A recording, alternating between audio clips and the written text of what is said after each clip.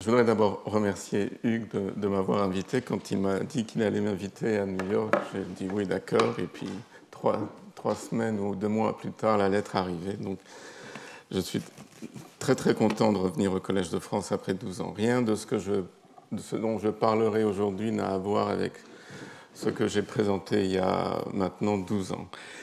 Et pour mettre le travail que je vais présenter sur ces 4 conférences en perspective, j'ai pensé commencer par une citation qui n'a pas été écrite au XIXe siècle et qui n'a pas été écrite par un physiologiste, mais par un bactériologiste génial qui a intuitivement compris qu'on ne savait probablement rien en physiologie. Il a écrit cette phrase dans un livre absolument illisible, mais c'est la phrase la plus claire du livre. C'est dans le hasard et la nécessité. Le mot physiologie n'est pas dans le livre, mais cette phrase reprend exactement ce qu'est la physiologie, à savoir c'est un jeu d'organes qui se parlent entre eux et non pas de molécules qui vont d'un noyau à un autre. Et probablement, on ne sait pas grand-chose en physiologie, en tout cas, croire que Claude Bernard et ses élèves et d'autres aux États-Unis ont décrit toutes les fonctions de tous les organes est peut-être un peu présomptueux. Et c'est dans ce cadre que je vais présenter notre... j'appellerai pas ça une découverte, car c'est en partie par chance, mais ce que nous avons fait dans les 10 dernières années. Donc, mon laboratoire travaille sur la biologie du squelette depuis 20 ans. Et quand on travaille sur la biologie d'un organe, on fait, quel que soit l'organe, même si c'est le cerveau, on ne pose que 2 questions. Et c'est toujours les mêmes questions, que ce soit le cerveau ou le muscle. La première, c'est comment les cellules différencient dans cet organe.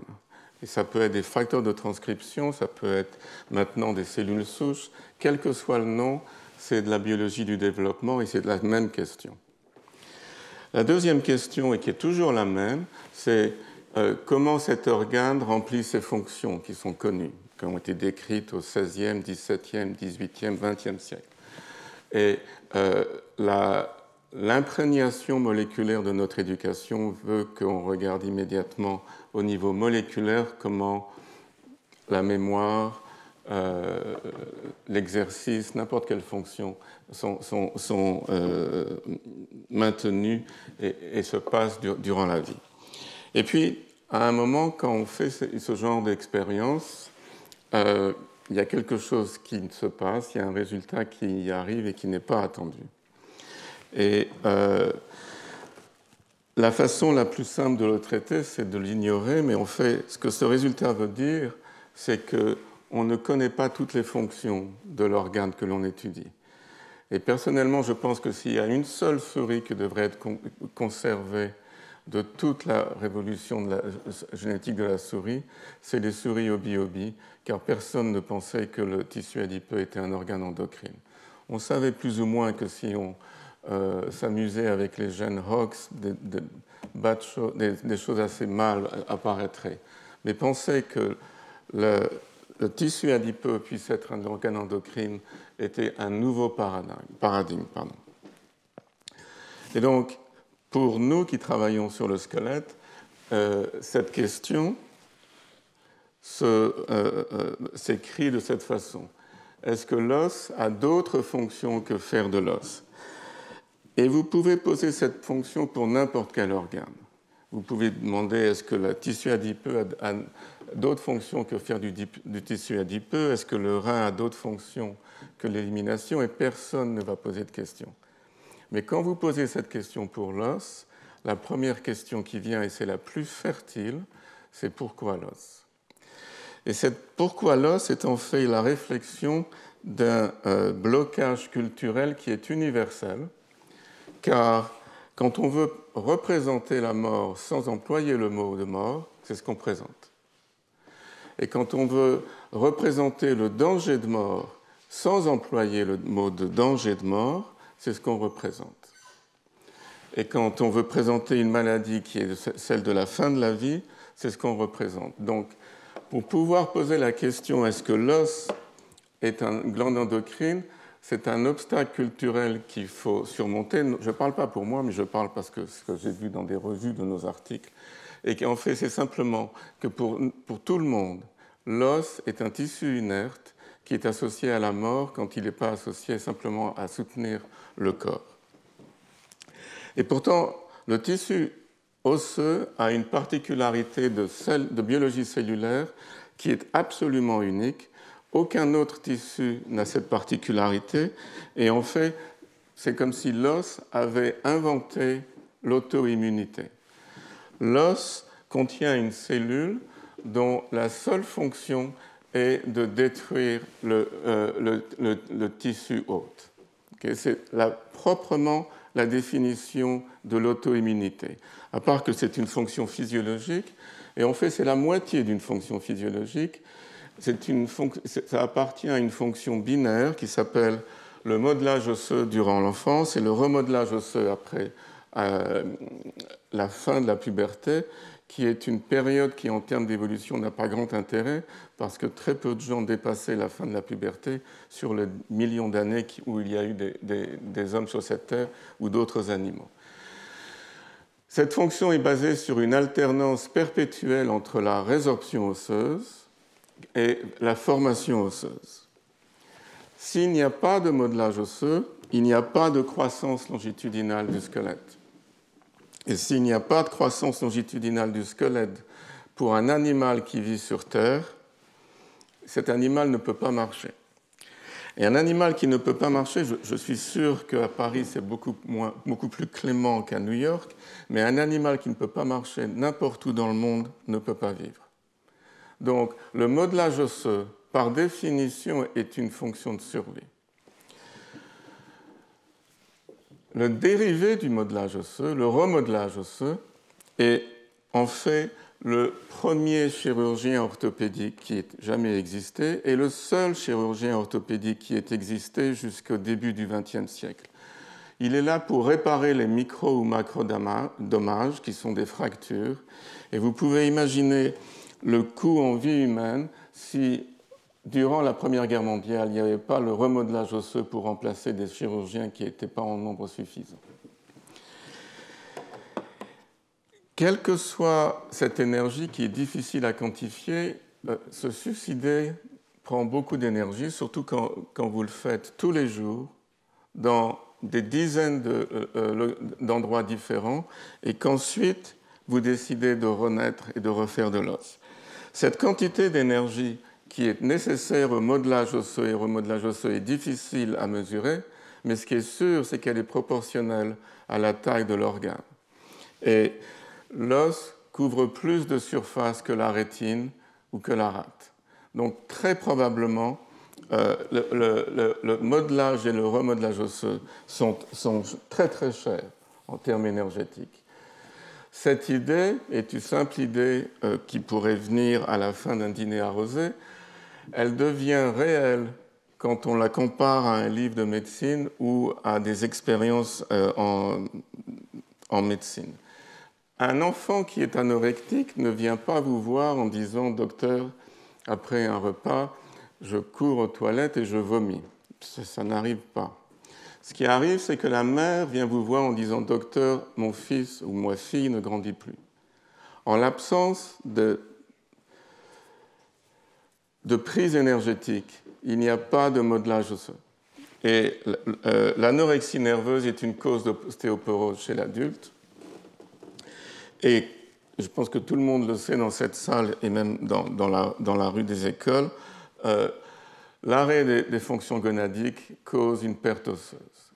Et donc cette vision de la physiologie osseuse nous a amené à proposer il y a maintenant 18 ans qu'il devait y avoir une régulation coordonnée de nature endocrine, car les organes ne se touchent pas, de la croissance osseuse, du métabolisme énergétique, qui est une tarte à la crème, ça peut être n'importe quoi, le métabolisme énergétique n'a plus de définition, et de la reproduction. ça semble être une proposition assez vague, mais en fait, elle est extrêmement restrictive. Elle est restrictive parce qu'en physiologie, comme en biologie du développement, les gènes apparaissent quand on en a besoin. Et la première façon dont on a prouvé que cette hypothèse avait some vérité est en montrant qu'il y a une hormone qui est faite par les adipocytes, qui monte dans le cerveau, qui inhibe, et Franck Khoury qui est dans la salle a fait ce travail, qui inhibe la synthèse de sérotonine et qui conjointement inhibe l'appétit et la croissance osseuse. C'est important parce qu'il n'y a pas de leptine chez des animaux qui n'ont pas d'os, pour la bonne raison qu'il n'y a pas d'adipocytes chez les animaux qui n'ont pas d'os. Il y a du tissu adipeux, mais il n'y a pas d'adipocytes. Donc ça, c'était la première vérification qu'en fait, il y a une régulation coordonnée de la masse osseuse, du métabolisme énergétique et de la reproduction, puisque leptine régule aussi les fonctions gonadiques. Mais évidemment, la partie la plus effrayante de cette hypothèse, celle qu'on a évitée pendant 10 ans, et que si c'est vrai, l'os ne peut pas être simplement une éponge qui reçoit des influences endocrines, il en reçoit plus et plus et plus. Si c'est vrai, l'os doit être un endocrine qui doit réguler un aspect du métabolisme énergétique et la reproduction. Et c'est là où les choses sont devenues plus difficiles. Je vais résumer ce qui nous a amené à travailler sur une molécule en particulier, en supposant que c'était une hormone, c'est l'ostéocalcine. Donc, l'ostéocalcine est un gène ostéoblast spécifique et c'est une molécule sécrétée. Et je n'ai pas retenu énormément de choses de mon internat, mais la chose que j'ai retenue, c'est que les hormones peptidiques sont les gènes les plus cell spécifiques qui existent avec les gènes de la globine et les gènes des immunoglobulines. C'est la protéine de la matrice osseuse la plus abondante et elle n'est présente que chez des animaux qui ont des os. En d'autres termes, l'évolution a inventé un gène avec l'apparition des os. Mais quand ce gène est délété chez la souris, les souris n'ont pas de phénotype.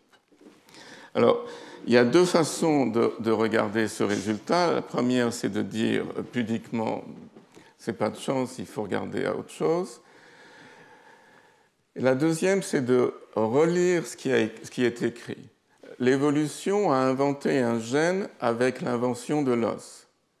Elle ne peut pas avoir inventé un gène qui, en plus, code pour la protéine la plus abondante de la matrice osseuse pour rien. Il pourrait y avoir un gène qui reste durant l'évolution, mais il n'y a pas un gène qui est inventé pour rien. Et donc, si l'ostéocalcine n'a pas de fonction dans l'os, très probablement elle a une fonction ailleurs. Elle a toutes les caractéristiques d'une hormone. C'est un gène cell spécifique. C'est une molécule sécrétée. Elle est formée comme une pré-promolécule. Et pour étudier l'ostéocalcine, on a eu beaucoup de chance parce qu'on avait immédiatement deux modèles animaux. L'un qui est le knockout classique des souris qui n'ont pas d'ostéocalcine, et l'autre qui est un gain de fonction, c'est des souris à qui il manque ce gène, ISP, dont je vais parler plus tard, et cette mutation résulte en un gain de fonction d'ostéocalcine. Donc, pour chaque expériment, on avait un contrôle interne pour vérifier s'il y avait un phénotype en miroir dans l'autre souris. Et sans présenter les résultats dans l'ordre, si on prend des îlots de souris en culture et qu'on les traite avec le contrôle positif, acétylcholine, ils relarguent de l'insuline. Ça, c'est attendu. Si on les traite avec ostéocalcine, ils le font aussi, mais ils le font mieux.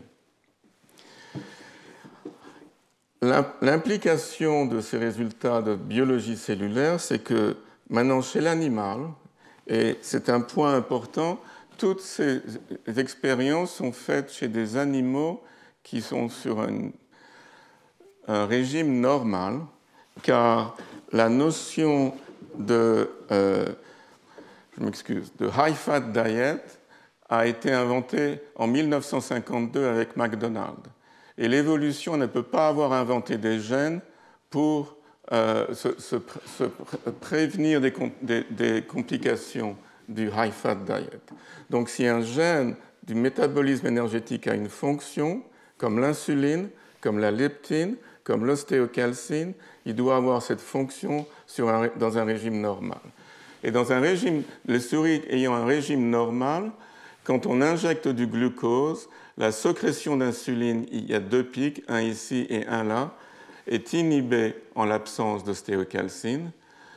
Le résultat, c'est que quand on fait à ces souris un test de tolérance au glucose, comme certains d'entre nous ont pu avoir, elles sont intolérantes au glucose et en français, elles sont diabétiques sur un régime normal. Elles sont aussi résistantes à l'insuline, et c'est une notion dont l'existence me paraît douteuse, mais je reviendrai sur cette notion. Si on injecte de l'insuline à ces souris, le taux de glucose ne diminue pas. Alors que si on injecte de l'insuline à des souris sauvages, les souris deviennent hypoglycémiques. Je dis que c'est une notion douteuse car l'insuline, le récepteur de l'insuline est une tyrosine kinase et je ne connais pas d'autres exemples de résistance aux tyrosines kinases que pour l'insuline. Et à mon avis, cette notion de résistance à l'insuline recouvre la fonction d'autres hormones qui n'ont pas été clonées encore ou identifiées. En l'absence d'ostéocalcine, les îlots sont plus petits, il y a moins de cellules bêta et elles prolifèrent moins. Ça, c'est le knockout, absence d'ostéocalcine. S'il y a trop d'ostéocalcine, maintenant les souris produisent plus d'insuline après glucose et elles ont une tolérance au glucose qui est meilleure que les souris sauvages. Elles ont une résistance une sensibilité à l'insuline qui est aussi meilleure que les souris sauvages. Ce gène est exprimé dans l'os, dans les ostéoblastes et dans le testicule. Et que la mutation soit celle spécifique ou pas, le phénotype est le même. Ce qui veut dire que c'est la fonction dans l'os qui résulte en une régulation de la sensibilité à l'insuline. Et les souris ont plus d'îlots, plus de cellules bêta, et les cellules bêta prolifèrent plus.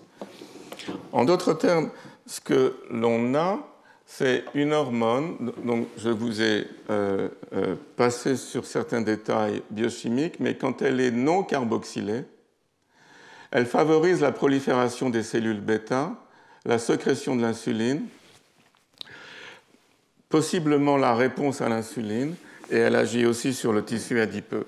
Le résultat, c'est que les souris, les rats, les hommes ont une augmentation à la tolérance du glucose et une augmentation de la dépense énergétique. En revanche, quand ISP est présent, maintenant l'ostéocalcine est carboxylée, toutes ces fonctions sont inhibées, les souris sont glucose intolérantes, elles ont une diminution de la dépense énergétique. Il y a énormément de questions qu'on peut se poser devant ces résultats, certaines que j'imagine pas et certaines que j'imagine mais que j'ignore, et d'autres sur lesquelles on a travaillé parce qu'on peut trouver une réponse.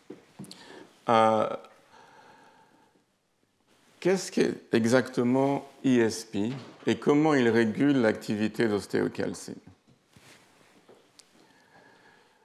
Comment le relargage d'ostéocalcine active est régulé, dans le sang est régulé. Et en endocrinologie, le nom du jeu est feedback. Si ostéocalcine régule l'insuline, est-ce que l'insuline régule une fonction osseuse ou l'ostéocalcine elle-même? C'est une question extrêmement importante car les organes cibles de l'insuline sont le muscle, le tissu adipeux et le foie. Si vous fait la délétion du récepteur de l'insuline dans le muscle et le tissu adipeux, les souris s'en fichent. Elles ont une homéostasie glucose essentiellement normale. Ce qui veut dire qu'il y a d'autres tissus où l'insuline agit et qui sont importants pour le métabolisme du glucidique. Et puis il y a d'autres questions sur lesquelles je viendrai durant les autres conférences. Donc, ostéocalcine est une molécule qui est carboxylée sur 3 résidus glutamates dans l'ostéoblaste. Mais c'est simplement la forme qui est non carboxylée qui est active comme hormone. La forme carboxylée n'a aucune fonction. Le problème est qu'il n'y a pas de décarboxylase connue intracellulaire ou extracellulaire pour cette maladie. Et que donc, on ne pouvait pas comprendre comment ostéocalcine devenait décarboxylée pour devenir active. Ça, c'est pour ostéocalcine. ISP est une tyrosine phosphatase intracellulaire dont l'expression est plus régulée que celle d'ostéocalcine et dont les substrats sont inconnus. Et un autre postdoc extrêmement brillant dans le laboratoire, qui est canadien, Mathieu Ferron, a émis l'hypothèse en fait que le substrat d'ISP était le récepteur de l'insuline. Et non seulement il a émis l'hypothèse, mais il l'a prouvé. C'est probablement un des rares gels que je présenterai durant ces 4 conférences. Donc, en faisant une expérience qui s'appelle un substrate trapping, en mutant les résidus qui permettent à la phosphatase de reconnaître son substrat, sans déphosphoryler, mais en liant toujours la protéine, il a pu montrer que ISP, qui a plusieurs noms, se lie au récepteur de l'insuline aussi bien que le contrôle positif qui est cette tyrosine phosphatase PTP1B. Ça, c'est vrai dans des cellules en culture et c'est vrai in vivo. Il semble même que ISP ait plus d'affinité pour le récepteur d'insuline que PTP1B. Si le récepteur de l'insuline est le substrat d'ISP sur les ostéoblastes, ISP est un gène ostéoblaste spécifique, son inactivation du récepteur de l'insuline dans les ostéoblastes devrait résulter en un diabète. Ce qui n'est pas le cas quand il est délété dans le muscle ou dans le tissu adipeux, sur un régime normal. Et donc, si on regarde maintenant des souris à qui il manque le récepteur de l'insuline dans les ostéoblastes, elles sont hyperglycémiques, elles sont hypoinsulinémiques, elles ont une grande diminution de la sécrétion d'insuline provoquée par une injection de glucose, et elles sont diabétiques.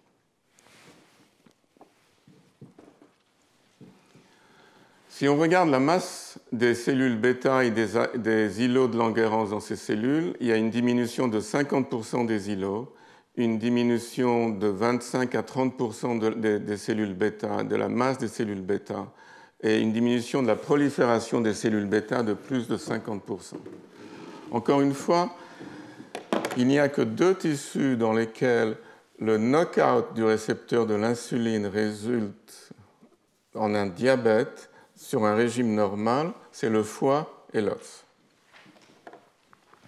Ces souris sont aussi insulino-résistantes. Si on injecte de l'insuline, le glucose descend moins bas que dans les souris contrôle. Une deuxième implication de l'hypothèse que le récepteur de l'insuline pourrait être le substrat d'ISP, c'est que la signalisation de l'insuline dans les ostéoblastes, d'une manière ou d'une autre, régule ou bien l'expression ou bien l'activité d'ostéocalcine, puisque, comme je vous l'ai dit au début, les souris ISP knockout se comportent comme un gain de fonction d'ostéocalcine.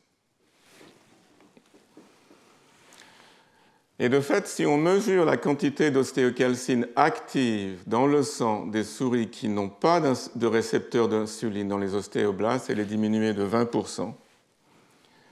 Et si on fait maintenant une expérience que l'on aime beaucoup dans le laboratoire, qui est de génétique, d'épistasie génétique, les souris qui sont sauvages, les contrôles, ont une quantité normale d'ostéocalcine dans le sang. Les souris à qui il manque un allèle du récepteur d'insuline dans l'os également, et c'est également vrai pour les souris à qui il manque un allèle d'ostéocalcine. Mais les souris à qui il manque un allèle à la fois d'ostéocalcine et du récepteur de l'insuline ont une profonde diminution de la quantité d'ostéocalcine active dans le sang, ce qui est la démonstration génétique que la signalisation d'insuline dans l'ostéoblaste est upstream de la sécrétion d'ostéocalcine active.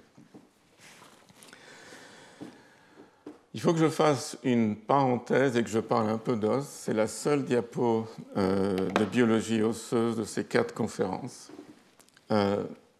L'os est un tissu où il y a 2 cellules, l'ostéoblaste qui fait de l'os et l'ostéoclaste qui détruit l'os. L'ostéoblaste fait aussi autre chose, il contrôle la différenciation des ostéoclastes par 2 gènes, l'un qui est positif, RANK ligand, qui favorise la différenciation des ostéoclastes, et l'autre qui est un régulateur négatif, ostéoprotégérine, qui inhibe la différenciation des ostéoclastes.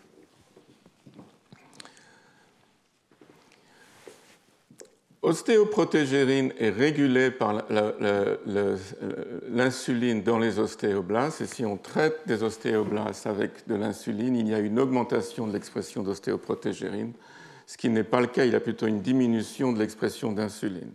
En d'autres termes, l'insuline favorise la différenciation des ostéoclastes en favorisant l'expression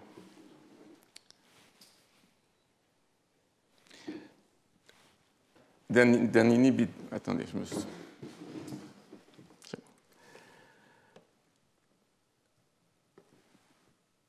Inhibe, pardon, la différenciation des ostéoclastes en favorisant l'expression d'un inhibiteur.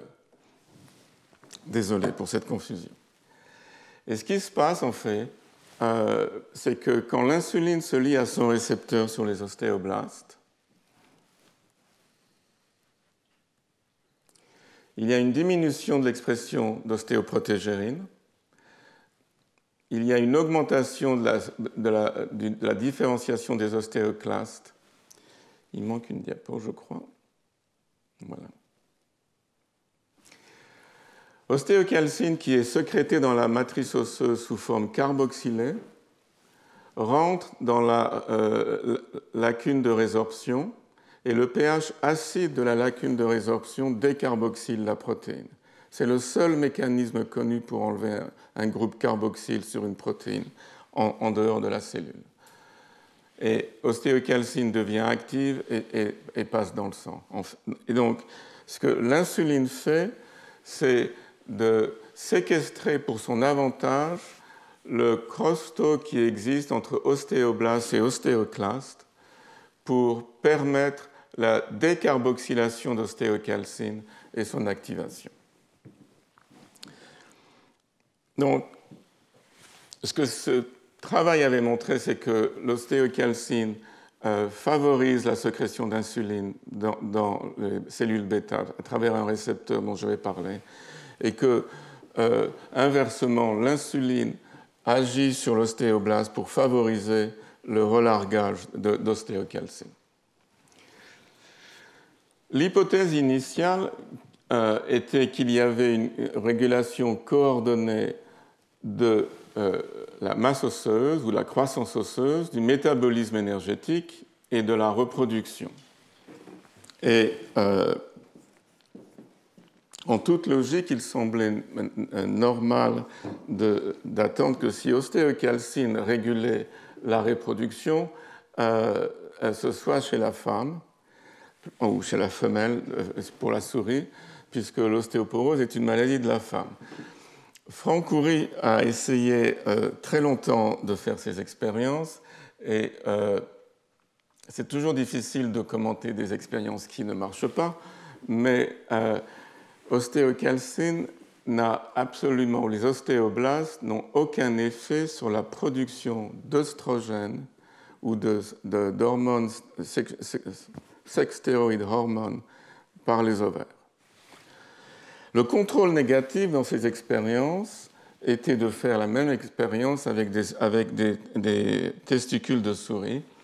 Et quand Franck a fait cette expérience, ce qu'il a vu, c'est que quand on coculture des ostéoblastes et des explants de testicules, il y a une augmentation de la production de testostérone de 4 fois. C'est spécifique car aucune autre cellule d'origine mésenchymateuse peut avoir cet effet. Et il n'y a pas d'effet des ostéoblastes sur la production d'œstrogènes, les œstrogènes étant des dérivés de la testostérone dans le testicule et ailleurs.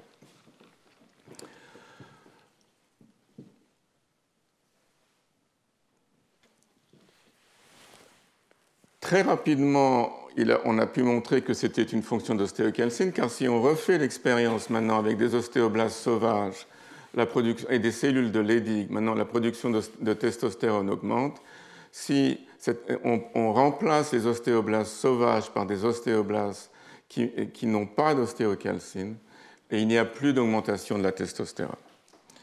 Et l'effet de l'ostéocalcine sur la production de testostérone par les cellules de Leydig est une courbe en cloche qui suggérait dès le début que cette hormone polypeptidique avait pour récepteur un membre de la famille des GPCR. Ostéocalcine favorise, en l'absence d'ostéocalcine, il y a une diminution de l'expression de tous les gènes nécessaires pour faire de la testostérone. Dans les souris qui ont un gain de fonction d'ostéocalcine, il y a une augmentation de l'expression de ces gènes. Les gènes qui sont nécessaires à la conversion de la testostérone en oestrogène ne sont pas régulés par ostéocalcine, ce qui explique pourquoi ostéocalcine n'a aucun effet sur la production d'estrogène et que les expériences de Franck Coury sont probablement correctes. Même s'il y a plus de testostérone, il n'y a aucun effet sur l'expression de l'enzyme. Donc il n'y a pas de... Le résultat, c'est que des souris qui n'ont pas d'ostéocalcine ont tous les signes d'une diminution de l'imprégnation testostérogénique avec des testicules plus petits. Les souris ISP ont le phénotype inverse. Et quand on fait un spermogramme de chez souris, ce qu'on voit, c'est qu'en l'absence d'ostéocalcine, l'augmentation du nombre de spermatozoïdes qui existe chez la souris n'apparaît jamais. Et que chez les souris qui ont plus d'ostéocalcine, il y a une augmentation accrue du nombre de spermatozoïdes dans le spermogramme. Je voudrais attirer votre attention... la fonction cellulaire d'ostéocalcine dans les testicules est de diminuer l'apoptose. En l'absence d'ostéocalcine, il y a une augmentation de l'apoptose. En l'absence d'ISP, quand il y a trop d'ostéocalcine, il y a une diminution de l'apoptose qui se passe au stage 6 à 8 de la spermatogénèse. Il y a un aspect très important de ce phénotype que je dois dire on a complètement méconnu ou négligé à l'époque, mais qui est en train de revenir dans le laboratoire, c'est que en l'absence d'ostéocalcine, il y a une diminution de 75% de la quantité de testostérone dans le sang. Et ceci, bien que les souris ont une augmentation de LH, qui est l'hormone pituitaire qui favorise la sécrétion de testostérone. Ce qui veut dire que la glande pituitaire n'est pas suffisante chez une souris qui n'est pas une souris normale pour assumer la production de testostérone et qu'il faut les deux glandes, la glande pituitaire et l'os. Et c'est quelque chose sur lequel nous sommes en train de revenir. Il n'y a pas de phénotype ou il n'y a pas de fonction d'ostéocalcine dans la gonade femelle. Et donc, on a tiré avantage de cette observation pour rechercher le récepteur d'ostéocalcine en recherchant une GPCR qui serait orpheline et qui serait exprimée dans le testis et dans les cellules de Leydig. Et cet récepteur s'appelle GPRC6A.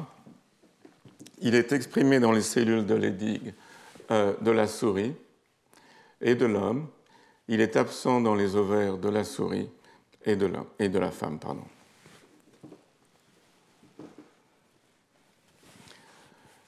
La délétion de GPRC6A dans les cellules de Leydig récapitule complètement le phénotype des souris qui n'ont pas d'ostéocalcine.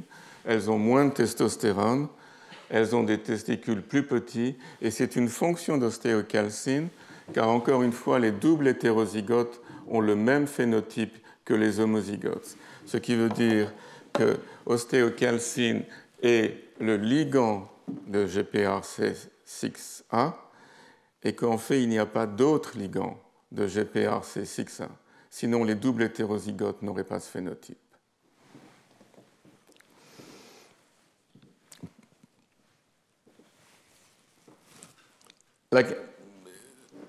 Le phénotype des souris qui n'ont pas d'ostéocalcine ou qui n'ont pas de récepteur à l'ostéocalcine est beaucoup plus simple pour ce qui est des fonctions gonadiques que pour le métabolisme glucidique.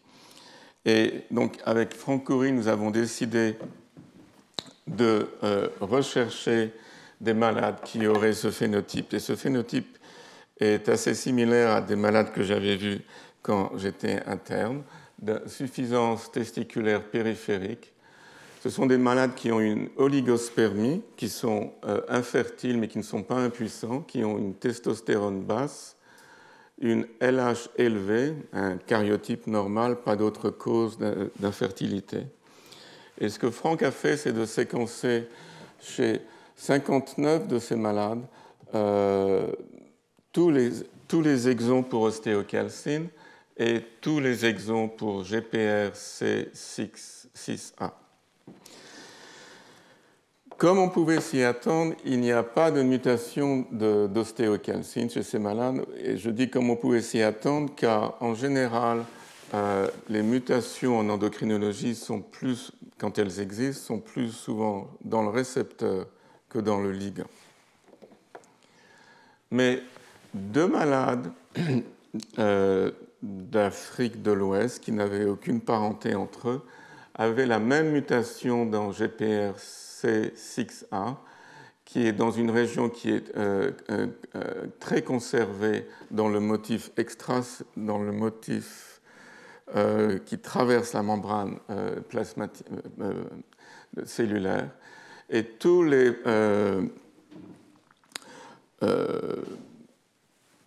protocoles ou tous les jouets informatiques qu'on peut utiliser pour déterminer si c'est une mutation innocente ou délétère montraient que c'était une mutation délétère.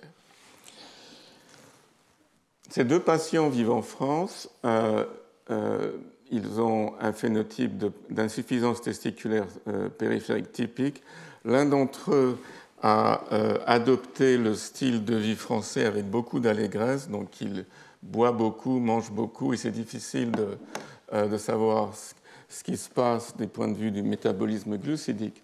L'autre patient, il lui a été dit quand il avait 18 ans qu'il avait du sucre dans ses urines, et depuis, il est à un régime à 1200 calories par jour et il court 6 km par jour. Mais quand on lui a fait un test de tolérance au glucose, il avait tous les signes de diabète, et c'est également vrai pour l'insuline, malgré tous les efforts qu'il fait. Ça, c'est le travail de Franck Khoury, qui a été montré ensuite plus récemment, c'est qu'il y a un polymorphisme dans GPRC6A qui est associé avec la résistance à l'insuline chez des sujets qui ont un poids normal ou qui sont obèses.